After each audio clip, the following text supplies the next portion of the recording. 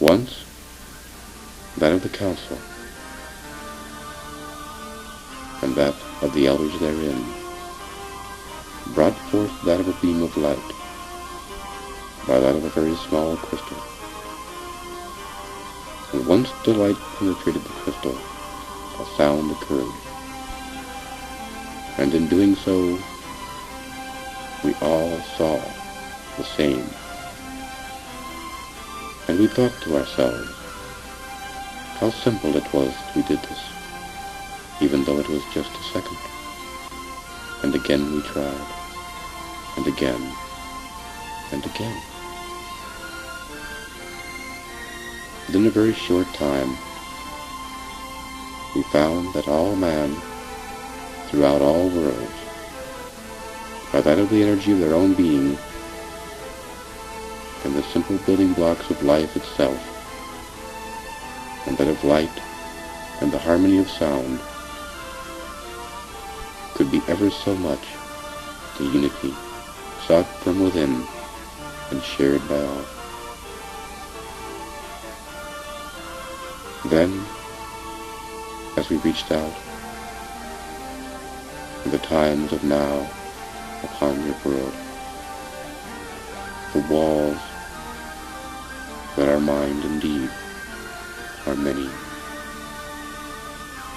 yet we touched the hearts of few, to let it be by the few, for that of the teachings of our past and of our forefathers, and that of the things that we may do by that of our own being, is that to amongst ourselves. And in doing so, part of our unity is offered to you. If one ear is open to truth, and the other ear is open to a lie, which does the mind absorb the most? If truth offers little, but sadness and bitterness and waste, and the lie offers greatness and joy, and the falsehoods of pleasure, which is easier to choose? Indeed, Tiawanaka has changed. Indeed, that of the three rings of unity, and that of Cusco has changed. Man no longer seeks to unite that of the mind and of his being, and it was indeed simple. As when the alignment nowhere was east, and the first light would pass between the stones, and by doing so the vibrations therein would produce a sound, and that sound brought the level of mind above that it was, and was felt by all, yet but a moment. But yet that yet of a moment was all that was needed. But then man brought that of his own destruction, for the will of the past, and the unity of now, and the ear was death. And as all things do change, indeed so did we. By what we must do today, and what we will do tomorrow, by that our time is now sealed. It is only that of our hope that in our passing we may indeed reach out and share with you that indeed that of the past may not indeed be that it was, but a portion of that being exists today. Man has but only to attune to that light and that sound.